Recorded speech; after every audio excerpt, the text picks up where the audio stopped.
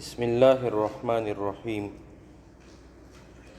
نحمده ونصلی علی رسوله الکریم. زمون سابقہ سبق د نبی پاک صلی الله علیه وسلم د شام د دویم سفر نه واپسی او د حضرت خدیجه رضی الله عنها سره نکاح. د نبی علیه السلام عمر مبارک 25 کاله او د حضرت خدیجه بنت خویلد رضی الله عنها عمر 40 کاله. دا د نبی پاک صلی الله علیه وسلم اول نکاح ده. نبی علیه السلام متعدد نکاحګانې کړي دي. د مستشرکینو په هغې اعتراضات دي، اغیار په هغې کې قیل و قال کوي او د انسانی حقوقو علم بردار په هغې کې خبرې کوي. نو مونږ هم ګورو چې د نبی پاک صلی الله تعالی علیه وسلم نه مخکې د ښځې څه حیثیت و، په معاشره کې د دې صنف نازک څه مقام و او د نبی پاک صلی الله تعالی علیه وسلم د راتلو نه پس او د نبی علیه السلام راوړي دین اسلام ورته کومه مرتبه ورکړه. د دې نه به بحث کوو. او بیا په مختلفو اقوامو کې په یهود، هنود او عیسایت او داسې نورو مختلفو مذاهبو کې د ښځې څه مقام و، دا بیانوو. او الله جل شانه د نسل انسانی د بقا دپاره د تواصل او د توالد یو بهترین نظام جوړ کړی دی. او په دې کې د دې اسباب بیا په دې دواړو صنفونو کې ایښودي دي. قلبي میلان د سړي ښځې طرف ته ایښودلی دی، د ښځې میلان سړي طرف ته ایښودلی دی او د یو بل نه د دې اطمینان او تسکین یو بل دپاره لازم او ملزوم دي. د ښځې د زنانه وخت د سړي نه بغیر نه تیریږي او د سړي گزران د ښځې نه بغیر نه کیږي. نو هغه طبیعي میلان هم په طبیعتونو کې الله جل شانه ایښوده دی او دغه هغه اسباب دي، خو ورته حدود هم مقرر کړي.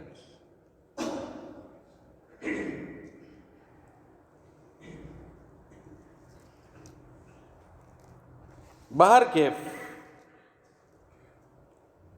د اسلام نه مخکې د ښځې حیثیت انتهایی نیچ و او دومره خسته حاله و چې گویا مرد به منزله د یو ځنګل د درندو په مقابل کې د ښځې.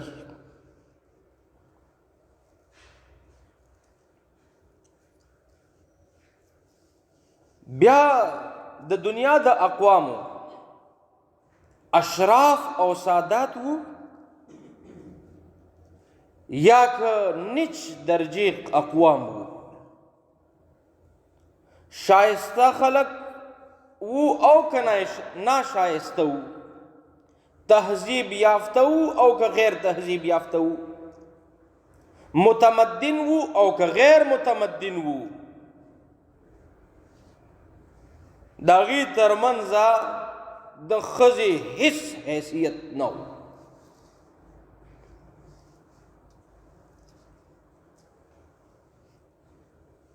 او قرآن د هغې نه نقشه راغستې ده.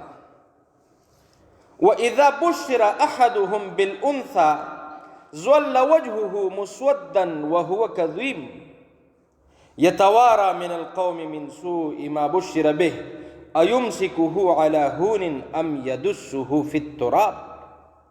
د ذلت سره ځان سره پاتې کی او که خاورو کې دفن کی. که چېرې خبر به ورکړی شو چې ماشومه شوې ده، جینۍ شوې ده. او صاحب زاد المسیر لیکلی دي چې کله به د دردزه وخت قریب شو، د پیدایش وخت به قریب شو، نو دایانه به واغستله او دا زنانه به د یو کندې په خوا ودرول چې ما کله به مولود جنین ماشوم پیدا شو نو قتل به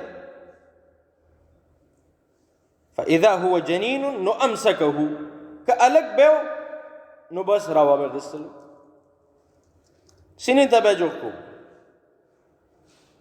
او که فتات جنۍ به وه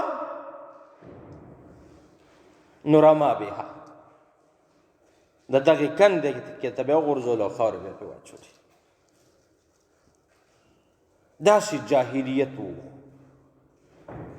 او د ماشومې خوشخبري به ورکړلی شوه نو ابدي دپاره خوشخبري نه وه. انتهایی او یو ډېر لوی عیب به یې ګڼلو او بار ته به راوتلی هم نه شو. نو ځکه قرآن ترېنه تعبیر کړی ایمسکه علی هون، ذلت سره ځان سره پاتې کی او ام یدسه علی تراب یا خاورو کې دفن کی، خاورو کې واچي. وَإِذَا بُشِّرَ أَحَدُهُمْ بِمَا ضَرَبَ لِلرَّحْمَنِ مَثَلًا ظَلَّ وَجْهُهُ مُسْوَدًّا وَهُوَ كَظِيمٌ. داسې مختلف آیتونو کې د دې تذکره راغلې ده. افاصفاکم ربکم بالبنین واتخذ من الملائکة اناثا انکم لتقولون قولا عظیما. او دومره عجیب چې ځان دپاره خو هلکان خوښوي او د رحمان دپاره جینکۍ خوښوي. ویجعلون لله البنات سبحانه، الله دپاره ملائکې لونه ګرځوي. الله حال دا دی، الله د دې نه پاک دی. ولهم ما یشتهون، او خپله په هغې په ذکر دي چې هغه کم د دې خودپسندي کوي، ځان له هلکانو خوښوي. او د ماشومې په پیدایش باندې د دې داسې روي وي. وَإِذَا الْمَوْءُودَةُ سُئِلَتْ بِأَيِّ ذَنْبٍ قُتِلَتْ. د قرآن کریم دا آیتونه بدال دی.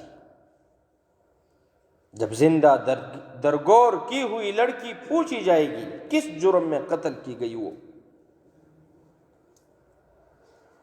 او بیا الله جل شانه د رزق د نان نفقې د یرې د خاطر نه که څوک بچي تلف کوي نو د هغې نه منع فرمایلی ده. ولا تقتلوا اولادکم خشیة املاق نحن نرزقهم او نحن نرزقكم وإياهم ولا تقتلوا أولادكم خشية إملاق نحن نرزقهم وإياكم إن قتلهم كان خطئا كبيرا.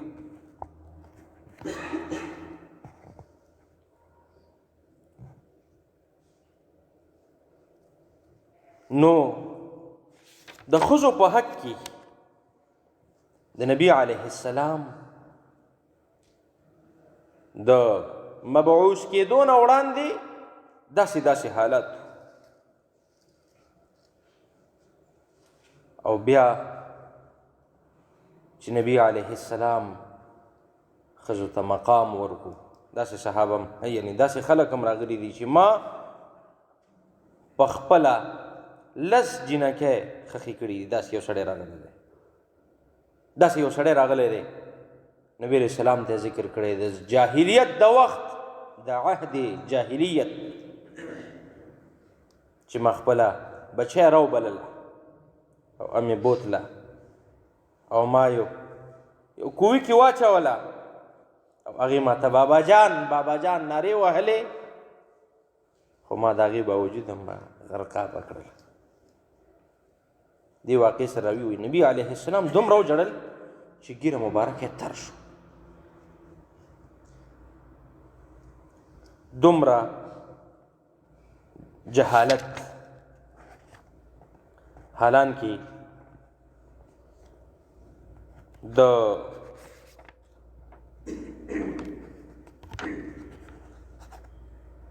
جنین ماشوم الک دی او که جینۍ ده، دا د مرد او د عورت یعنی ښځه د دې د اشتراک نه الله جل شانه جنین پیدا کوي. الله دنیا دارالاسباب د نظام داسې ګرځولی دی، ورنه الله جل شانه په دې قادر دی. آدم علیه السلام بغیر پلار پیدا کړی دی، بغیر مور پیدا کړی دی، او هغه خو څه کې چې اوښه د غر نه داسې اوښه چې هغه حامله ده پیدا کړې ده، او د کاڼي نه زیرو اوښه پیدا کول د الله ته مشکل نه دی، او بیا هغه فوراً چې دی او بچی ورکړي او بیا پوره قوم ته پی ورکوي.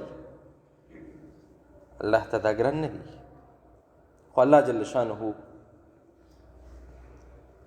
د انسانیت د توالد او تناسل اسباب داسې جوړ کړي دي او روان کړي دي. نو دا ښځه او سړی او د انسانیت په دې بقا کې او په پیداوار کې د ښځې زیاته حصه ده د سړي په نسبت باندې.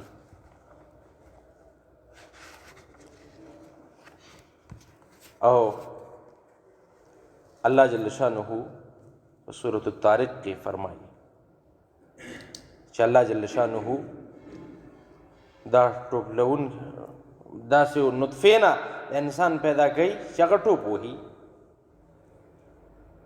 او دا د پلار د شانه او د مور د سینو د من نه دا اوبه را جمع کوي، د هغې نه اشرف الانسان پیدا کوي. بیا 9 میاشتې 8 میاشتې نه والا 9 او 10 میاشتې په خېټه باندې پرورش ورته ورکوي،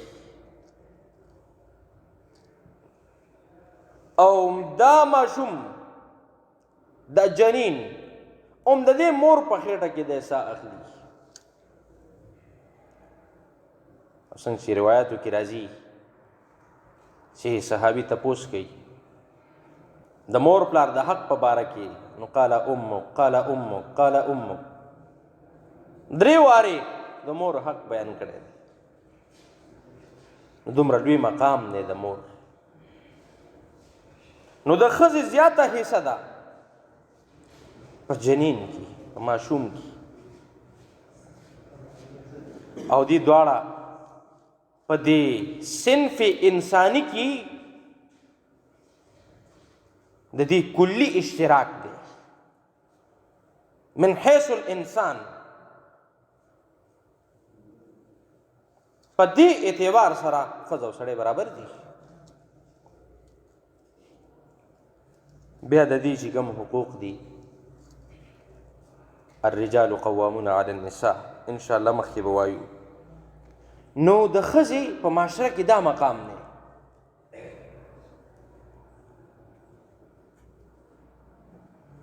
او په یهودي او عیسائی اقوامو کې ښځې ته چې څومره په سپک نظر باندې کتلی شي، نو د هغې څه عبارات زه تاسو ته وړاندې کوم چې ښځې ته په څومره سپک نظر باندې ګوري. یونانی عموماً عورتوں کو ایک کم درجہ کی مخلوق سمجھتے تھے. یونان دا چې ډېر حقیر مخلوق دی. بس دا یو غیر مسلم ډاکټر دی ګستولی بان، هغه دا خبرې لیکلي دي په تمدن عرب کې.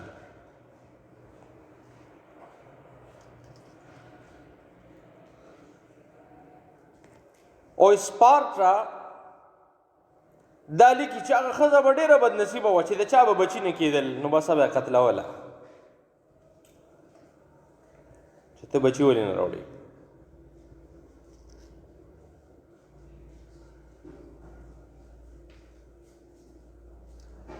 او یونانی اپنے اعلیٰ سے اعلیٰ تمدن کے زمانے میں بھی بجز طائفہ کے کسی عورت کی قدر نہیں کرتے تھے.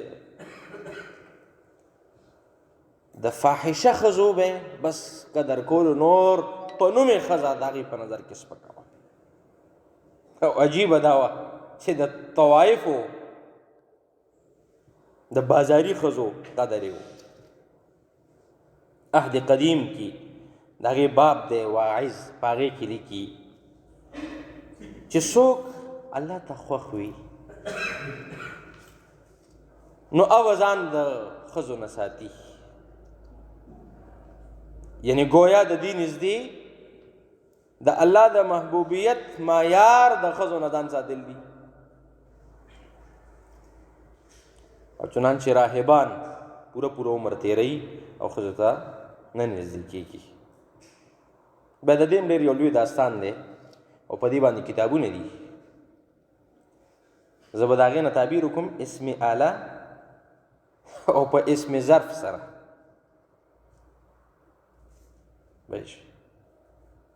دې ته باقاعده د اوسپنې هغه د تاریخ په کتابونو کې تصاویر هم شته دی.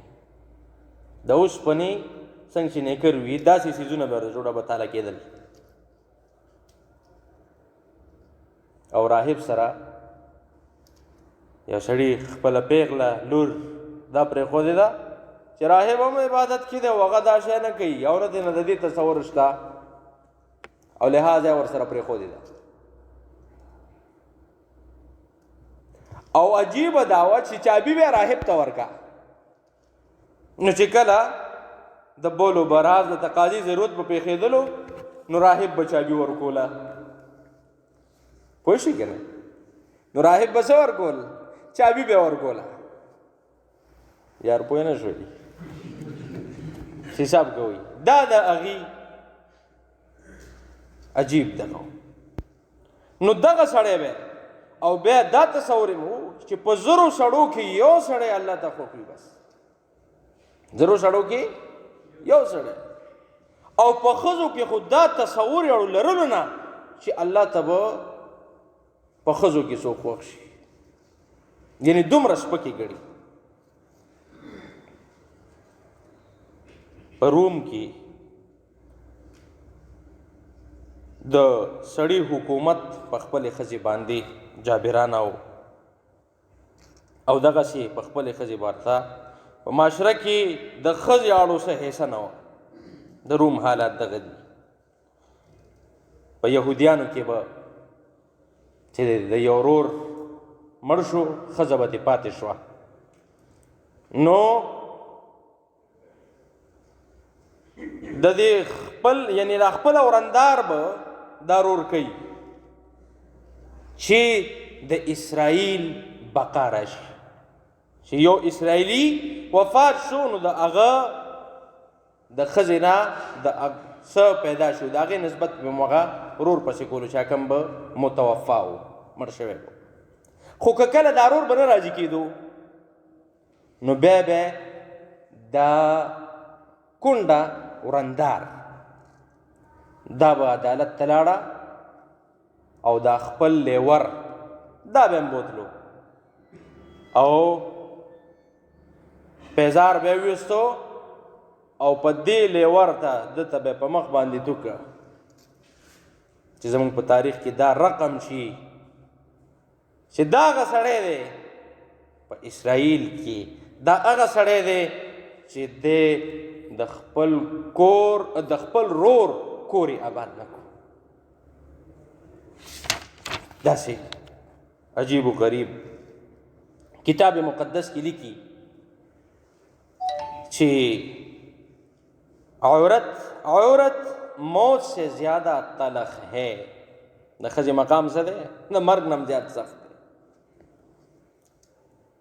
چنانچې دغسې په هندوانو کې چې زمونږ په هندوستان کې آباد دي، دو قومي نظریې په بنیاد پاکستان ځان ته خطه او هندوستان ځان ته شو، یعنی دا پاکستان مسلمانستان.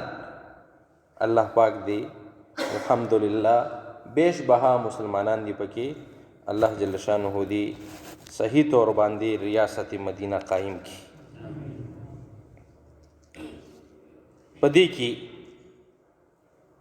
د یو هندو دی، داغه کتاب دی ستیارت پرکاش او نوم یې دی سوامی دیانن سرسوتی جی مہاراج. دا کتاب دی. د په دې کې 8 قسمه د هندوانو کې رایج ودونه لیکلي دي. د هغې نه یو قسم دا دی چې کومه ښځه به اوده وه یا به یې څښلي وو په نشه کې به وه یا بېهوشه به وه او هغې سره به یې زنا بالجبر وکړه، نو هغې ته به یې نوم ورکولو پیشاج. داسې په جنگ جګړه کې که جبرن یا په دوکې سره به څه ښځه حاصله کا نو بس هغې ته به راکشش نوم ورکو، یا بې قیدي بې موقع چې سړی او ښځه دا به سره رضامند شول او میلو به شول نو بس هغې ته بیا ګاندرب نوم ورکو چې مونږ ګاندرب واده کړی دی. داسې مختلف په دې کې رسمونه وو. کومه ښځه به چې بانج وه اولاد به یې نه کېدلو او د واده به یې 8 کالو تر 8 کالو به یې کتل ورته، یا به یې 8 کاله پس زوی شو خو مړ به شو بیا به یې ورته یو 2 کاله نور کتل، یا به صرف لوڼه کېدي او زامن به نه کېدل. نو داسې ښځې سره به یې کول چې دا به اول نورو کسانو ته لیږله چې ته هغې سره چې دی مجامعات وکړي او د هغې په وسیله کې بچي پیدا کړي. داسې عجیب و غریب رواجونه په عربو کې د نبی علیه السلام نه مخکې اما عائشہ صدیقہ رضی الله عنها 4 قسمه نکاحګانې ذکر کړي دي. د دې په ضمن کې ذکر کوم، ما به وروستو 4 واړه ذکر کوو. چې یو نکاح داسې وه چې یو ښځې سره به تر 10 پورې سړو په یو ټایم دا به ورته تلل راتلل او ملاوېدل به ورسره. بیا به چې کله حمل شو او ماشوم به پیدا شو نو هغه 10 واړه پس به جواب وکړو، بیا راوبلل او بیا به په یو ګوته کېښوده دا ستا بچی دی. د ښځې په معاشره کې دغه مقام و.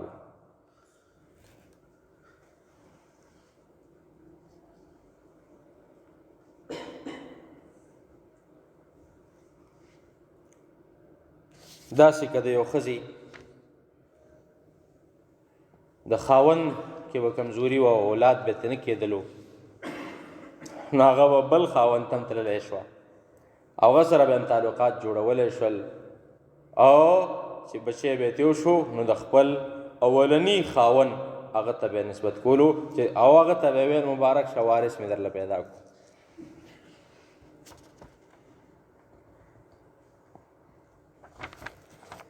دا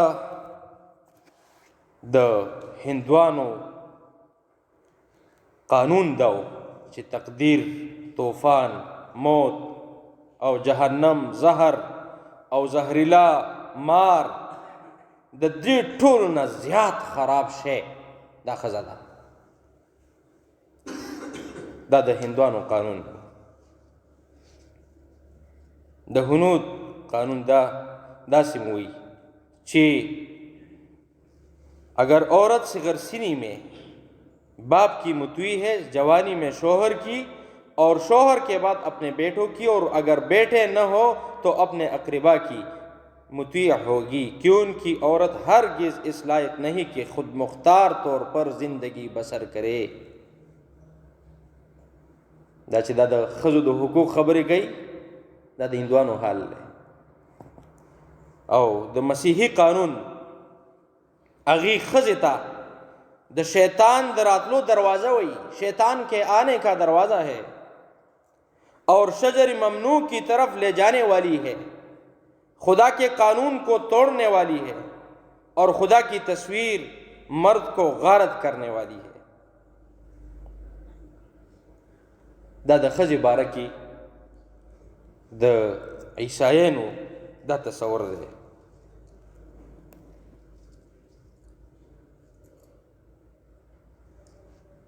او دا ترتولیان د عیسایانو یو امام دی، دغه اقوال دي. د ابوالاعلی مودودی کتاب دی د پرده په نوم باندې، په هغې کې هغه داسې د مختلفو اقوامو د حالات را نقل کړي دي. داسې د ښځې متعلق د روس د دې مختلف فقری دي، ضرب المثل دي چې 10 عورتوں میں ایک روح ہوتی ہے. دا روسی ضرب المثل دی. او ایٹالیون داغی قول دا دے کہ گھوڑا اچھا ہو یا برا اسے مہمیز کی ضرورت ہے، عورت اچھی ہو یا بری اسے مار کی ضرورت ہے. خزا که خوی او که خراب ہوئی خو خامخا بے وحی بے وحلو بے نبری دی. دا د ښځې باره کې هغه خلک چې نن هغه د ښځو په حق کې تبلیغ کوي، او یو ته وایي او بل ته وایي مسلمانان ملکونه چې تاسو ښځو ته حقوق نه ورکوئ.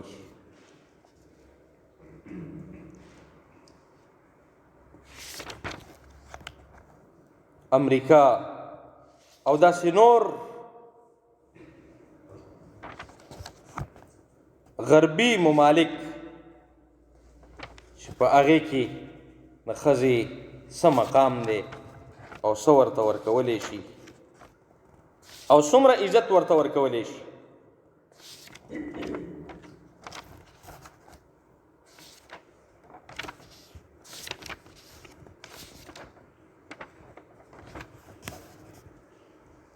حالانکه هلته د ښځې د عزت د اخیستلو د عصمت درې دومره واقعیات دي چې هغه هم د هغې په ژبه کې زه ستاسو وړاندې کوم. او چا سړی واوري نو ششدر به پاتې شي، انګشت بدندا به پاتې شي. چې دا هغه خلک دي چې د ښځې د حقوق دعوې کوي او ښځې ته حق ورکوي او ښځې ته حق ورکوي، او بیا دې دپاره مختلف نارې په ریاست مدینه کې هم وهلی کېږي، او هغه ملک هغه خاوره چې د اسلام په نوم د کلمې په نوم باندې جوړه ده په هغې کې هم وهلی کېږي. یاده درته څنګه لاره وایي میرا جسم میری منزل، او مقاصد د هغې په شاته څه نور څه دي. نو په امریکا کې د دې ریشو څومره ده په سکولونو کې، کالجونو کې، او د هغې مختلف د دې صورتونه دي. نو د ډینور عدالت د جرایم اطفال په نوم باندې د هغې صدر دی او جج دی، لنډ سی نومې دی. هغه لیکي چې ما ته پخپله 500 جنکو دا اقرار کړی دی چې هغې سره جنسي تعلقات قایم شوي دي او هغې ته پوره تجربه ده، چې دا ما ته 500 جنکو پخپله ویلي دي، او وایي 25 په هغې کې داسې وي چې هغه حامل شوي وي. دا همغه د مودودي د کتاب د پردانه تاسو ته نقل کوم، د هغې په صفحه 96 باندې مفتی ظفیر الدین صاحب دا کتاب دی، اسلام کا نظام عفت و عصمت. دا د دارالعلوم دیوبند چې کومه فتاوه ده، فتاوه دارالعلوم دیوبند، د هغې مرتب دی مفتی ظفیر الدین. د په دې عنوان باندې هم په داسې نوم سره مشابهت لرونکي نور کتابونه هم دي، اسلام کا نظام مساجد، اسلام کا نظام امن، ډېر بهترین کتابونه دي او اویلیبل دي، مکتبو کې میسر دي، اخیستلی شي. نو دی د هغې وخت، یعنی دا زوړ تاریخ دی، اوس آبادیم زیاته شوه چې اوس به څومره وي. دی وایي چې په امریکا کې هر کال کم از کم 15 لاکھ پورې اسقاط حمل کیږي. 15 لاکھ حمل ساقط کولی شي او د دې نه بغیر په زرګونو بچي پیدا کېدو سره قتل کولی شي. بیا لیکي همدغه لنډ سی د ده قول دی چې د دې نه دا اندازه کېږي چې های سکول کې کم از کم 45% په سلو کې 45% لړکیه جنکۍ دا د سکول پرېښودو نه وړاندې دا خرابېږي، او بیا د آتش او د سوزاک په بیمارو کې چې کم مبتلا کېږي نو د هغې تعداد هم په لکونو کې دی چې هر کال څومره کسان په دې بیمارو کې د زنا په سبب مبتلا کېږي. کینسے د رپورټ لیکي په سن 1948 کې ډاکټر هنلی کینسے د نوم دی، د یو ډېر مربوط او یو ډېر بهترین رپورټ پیش کړی و. په هغې کې د څه خفیه حالات لیکلي دي. د هغې نه یو دی استلزاز بالنفس، یعنی مش زنی کول. وایي چې دا 90% امریکایان په دې کې مبتلا دي، په مش زنۍ کې. او استلزاز بالمثل یعنی هم جنس سره بدکاری کول، او دا په 2 قسمه دی. یو الګ د الګ نه سره د شهوت په طور ملاویږي او خوند ترې اخلي، او دویم ښځه د ښځې سره، دا دواړه پکې دي. استلزاز بالمثل ورته وایي. دا د امریکې په 1/3 آبادۍ کې دا بیماری ده.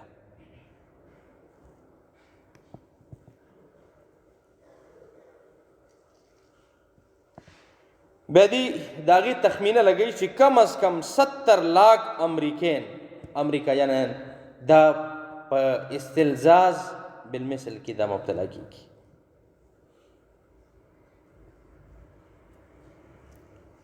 او 4% خلق دا ټول عمر امرت پرس پاتې کیږي. الکانو خوښي دی. او دریم قسم ذکر کوي استلزاز بالزنا بالضد.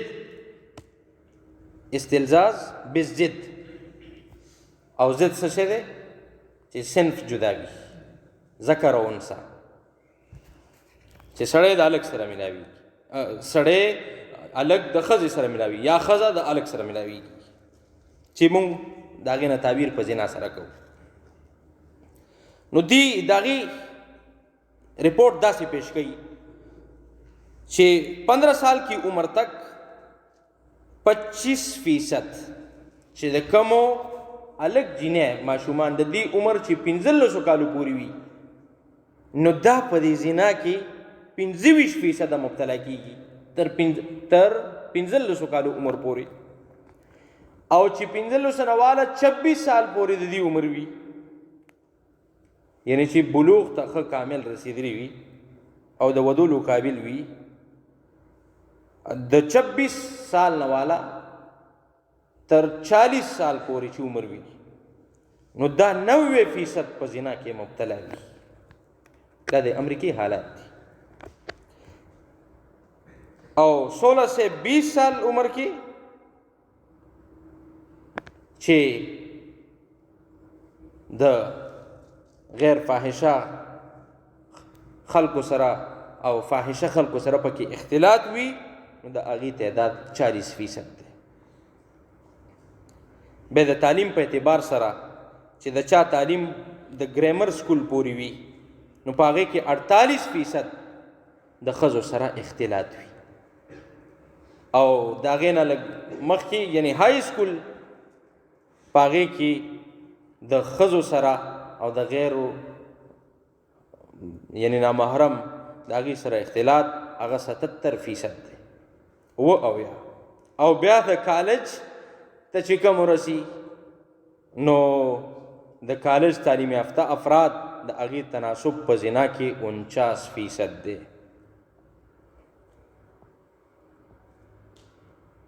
او دا تقریباً دغه د 21 سال والا دورانی چې کالج ته ځي، نو د تقریباً دغه 20-21 سال کې د کالج ته داخليږي.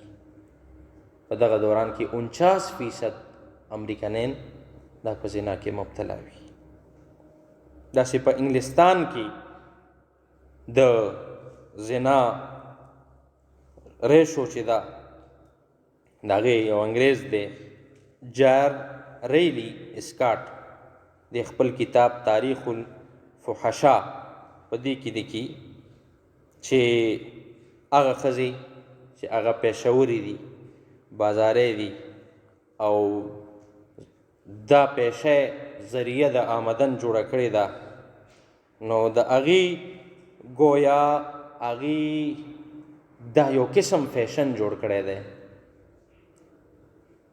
دا خپل دا پیشه دا فیشن ګرځولی دی، دې نه بغیر د هغې چاره نه کېږي، او تعلقات یې جوړ کړي دي. نو د هغې هر سال د هغې نه 90,000 حمل دا اسقاط کېږي. او چې کومې دا هغه ښځې دي چې شادي شده نه وي انګلستان کې، او د دې نه ماسوا شادي شده د دې د هغې تناسب د دې نه هم زیات دی، او هغه ماسوا دي. او په هغې تاسو پوهېږئ د شادي شده یره نه وي پر نسبتاً د غیر شادي شده. داسې په فرانس کې انتهایی حد درجې ته په جنگ عظیم نه مخکې د فرانس اټارني جنرل په خپل یو رپورټ کې د ښځو تعداد 15 لکه ښودلی و چې هغې د جسم فروشۍ دنده به کوله. نو دا حالات دي د اقوامو د هغې خلکو چې هغې د ښځې او د حقوقو دعوه کوي چې ښځې ته حق ورکوي، ښځې ته حق ورکوي. نو اسلام ښځې ته څه حقوق ورکړي دي، کم مقام یې ورکړی دی. نو او الله جل شانه په سوره زخرف کې د جنس اناث د دې تعریف کوي. ومن ينشأ في الحلیة وهو في الخصام غیر مبین. صاحب رحمت العالمین عجیبه ترجمه کړې ده چې آرائش و زیور کے اندر پلتی ہے، آرائش و زیور کے اندر پلتی ہے، اور لڑائی و پیکار سے علیحدہ رہتی ہے. دا ښځې تعریفی کړی دی. او للذکر مثل حظ الانثیین په وصیت په میراث کې ورته حصه ورکړې ده. او په مثال کې هم دې پیش کړي چې دوو خویندو ته، دوو جنکو ته څه میلاوېدلی شي ادې یو سړي ته. دومره مقام یې ورکړی دی. او بیا هغه زنانه یا هغه والدین چې د دوو جنکو پرورش وکړي، نو نبی پاک صلی الله علیه وسلم د هغې دا پرورش تر بلوغت پورې چې د دې پرورش وکړي، نو دا به دې دپاره د جهنم د اور نه ډال وي. حدیث کې دا خوشخبری ورکړې ده. حضرت عائشہ صدیقه رضی الله عنها فرمایي چې ما ته یو زنانه راله، هغې سره دوه واړه وړې ماشومانې وي، او ما سره ما نه سوال وکړو، ما سره هیڅ نه و، یوه کجوره وه، ما ورکه. هغه کجوره یې په منځ نیمه کا، نیمه یو ماشومې ته ورکه، نیمه بلې ماشومې ته ورکه، او خپله خوږې پاتې شوه. نو نبی علیه السلام د هغې نه پس دغه حدیث وفرمایل چې څوک داسې د لوڼو په پرورش کې ځان په تکلیف کې واچوي او د دې خیال وساتي، دا به د مفهوم داسې دی، دا به د جهنم د اور نه دې دپاره رکاوټ وي، یعنې جهنم ته به نه ځي. دا د لوڼو په پرورش باندې وي. نو دومره غټ مقام الله جل شانه دغه ته ورکړی دی ښځې ته په اسلام کې. او نبی علیه السلام په اخر وخت کې د خپل عمر په اخر وخت کې د ښځو په باره کې فرمایلی چې خلکو خبردار شي تاسو چې تاسو انی احرج علیکم حق الضعیفین، تاسو د الله تعالی نه یروم د دوو ضعیفو په حق په باره کې چې هغه یو یتیم دی او بل المرأه، بل ښځه ده. نو د دې نه چې د دې د حقوقو تاکید یې کړی دی او د دې په هغې کې د کوتاهۍ نه خلک هېرولی دي چې دې کې تاسو ویرېږئ د الله نه. او داسې بل یو روایت کې راځي چې دوه ماشومانې حضرت عایشه رضی الله عنها فرمایي یو زنانه راله، دوه ماشومانې ورسره، ما نه څه وغوښتل، ما سره صرف 3 کجورې وي، ما 3 واړه ورکړي، یو کجوره یو ماشومې ته ورکړه، بلې ماشومې ته ورکړه. نو هغې وخوړله او دا 3مه کجوره په خپله د دې دواړو ماشومانو مور هغې خوړله، خولې ته یې اچوله، نو هغه ترېنه وغوښتله همدې ماشومانو. نو هغې خوله کې وانچوله، صبر یې وکړو او ای نیمه که او دې دواړو ته یې ورکړه. نو نبی پاک صلی الله علیه وسلم کور ته چې تشریف راوړو، حضرت عایشې رضی الله عنها نبی علیہ السلام ته دا واقعه واوروله. نبی علیہ السلام فرمایل ان الله قد اوجب لها بها الجنه، الله جل شانه په دې صبر باندې دغه زنانه ته جنت واجب کو، او اعتقها بها من النار، یا دا دی چې په دې صبر باندې چې خپل یې ونه خوړله او هم دې بچو ته ورکا، په دې باندې د جهنم د اور نه آزاده. دا د اسلام تعلیمات دي د ښځو په باره کې. یوصیکم الله فی اولادکم للذکر مثل حظ الانثیین. او دغسې بیا د ښځې او د خاوند په باره کې چې هن لباس لکم وانتم لباس لهن، لباس یې ورته ویلی دی. ښځې د خاوندانو دپاره لباس دي او خاوندان د ښځو دپاره لباس دي. څنګه چې لباس ستر پټی او لباس د زیب و زینت نشان دی، داسې دي دواړه به د یو بل د راز دي او د یو بل لباس دي، د یو بل عزت دي. دومره اوچت مقام یې ورته ورکړی دی. او بیا هم دا ښځه دا که مور ده نو دومره لوی مقام دی. فلا تقل لهما اف ولا تنهرهما وقل لهما قولا کریما. دومره اوچت مقام دی د ښځې په اسلام کې. نور انشاءالله د دې حقوق دي او بیا نکاح او بیا تعدد نکاح او په هغې باندې وارد اعتراضات انشاءالله دا به آینده سبق کې ذکر کوو. صلی الله تعالی علی خیر خلقه محمد.